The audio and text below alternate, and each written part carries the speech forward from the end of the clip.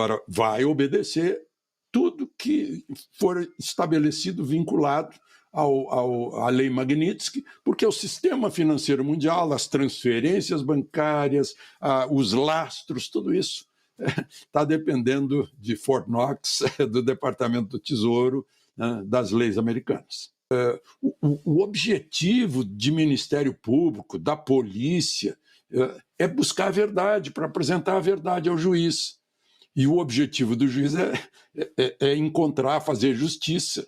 Não pode fazer justiça contra alguém do qual ele tem ódio, tem raiva, não? Sente a sensação de vingança, quer se vingar de alguma coisa. Então a gente está vendo uma coisa deplorável, e aí não dá para a gente reclamar que isso tenha que chegar aos ouvidos da União Europeia, dos Estados Unidos, do mundo inteiro, para ver o que está sendo feito aqui em Brasília. Bom, agora eu te conto que o presidente do Banco Central, Gabriel Galípolo, se pronunciou a respeito das sanções da Lei Magnitsky aplicadas pelo governo dos Estados Unidos contra o ministro Alexandre de Moraes. A gente segue acompanhando a questão de sanções, né? Isso é um tema, tem bastante literatura internacional sobre isso, diversos países convivem com questões de terem pessoas que foram sancionadas. Acho que aqui o tema é muito mais, talvez chame a atenção, são as motivações por trás das sanções, que parecem ser inusitadas. Tá, então, Alexandre, o Gabriel Galípolo é a arte de não dizer nada, mas chamou de inusitadas as motivações da aplicação da Magnitsky contra o ministro Alexandre de Moraes. Você tem que entender a cabeça dele, ele é da área financeira, né? Então, ele sabe que a Magnitsky já pegou muita gente no mundo, sabe as providências que têm que ser adotadas e que não tem como fugir disso. Se não adotar, aquele órgão lá do Departamento do Tesouro vai cobrar, vai saber, vai perguntar para o Banco do Brasil como é isso, como é aquilo, o que está fazendo, né? E não há nenhuma... É inusitada porque ele diz, olha, em geral...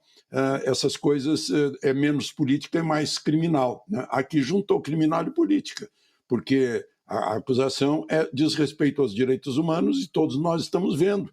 Só que a mídia brasileira não trata como uma questão criminal alguém que morre estando sob custódia do Estado brasileiro, tendo havido insistentes pedidos humanitários para que o Clesão fosse tratado em casa, e isso simplesmente foi ignorado até que ele morreu, né? Então há responsáveis, sim. Eu não falo só do Clesão, todo mundo sabe, né? A prisão do Felipe Martins lá com...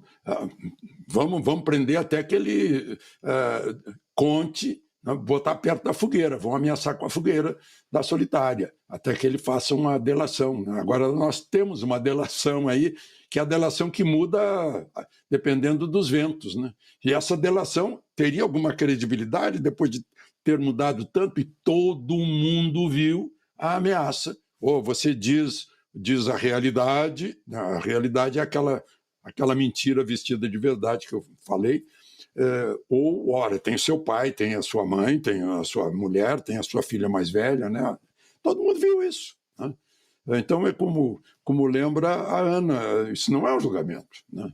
E aí o Galípolo, ele quer mostrar, olha, eu estou lavando as mãos aí, essa é uma questão política, não é da área do Banco Central, né? O Banco Central tem que cuidar de não manchar um banco estatal como é o BRB por uma negociação que está parecida com negociata e que é melhor não aprovar, né? O banco estatal aqui do Distrito Federal. Então, e está cuidando de proteger a moeda e o crédito, que é a missão dele, né? Agora, vai obedecer tudo que for estabelecido vinculado à lei Magnitsky, porque o sistema financeiro mundial, as transferências bancárias, os lastros, tudo isso está dependendo de Fort Knox, do Departamento do Tesouro, né, das leis americanas. Passar para o Alexandre, porque o Piotr fez menção à carta de Donald Trump lá do dia 9 de julho, e é no primeiro, não é nem no primeiro parágrafo, é no primeiro parágrafo, mas na primeira linha ele cita, eu vou trazer, porque ele diz o seguinte, aspas, para essa carta que foi endereçada ao presidente Lula. Conheci e tratei com o ex-presidente Jair Bolsonaro e o respeitei muito, assim como a maioria de outros líderes de países. A forma como o Brasil tem tratado o ex-presidente Jair Bolsonaro, um líder altamente respeitado em todo o mundo durante seu mandato, inclusive pelos Estados Unidos, é uma vergonha internacional. Esse julgamento não deveria estar ocorrendo. É uma caça às bruxas que deve acabar imediatamente. E aí, no segundo parágrafo, ele fala das tarifas de 50%. Então, está no primeiro parágrafo, na primeira linha, o nome de Jair Bolsonaro.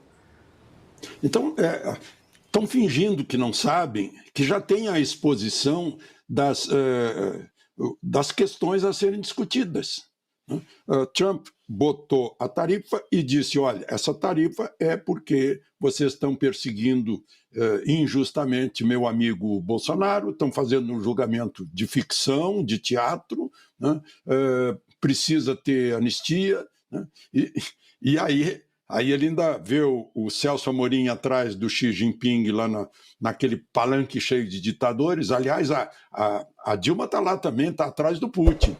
O Putin está à direita do Xi Jinping e a Dilma está atrás. Estão lá. Né?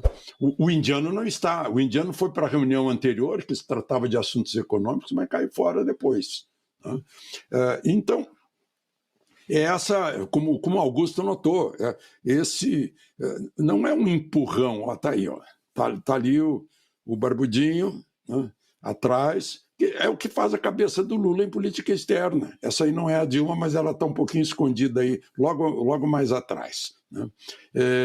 Então, ele faz a cabeça do Lula e o Lula gosta. Ele faz isso no outro governo, quando ele foi chanceler, ele me deu uma entrevista, eu perguntei como é que o Zelaya bota as botas em cima da mesa na Embaixada Brasileira, converte a Embaixada Brasileira num diretório político. Não, mas ele tem toda a razão. A coisa vem de longe. Né? Eu não sei se ele chegou a ser candidato, ele falou em ser candidato no Rio de Janeiro, viu que não ia ter voto.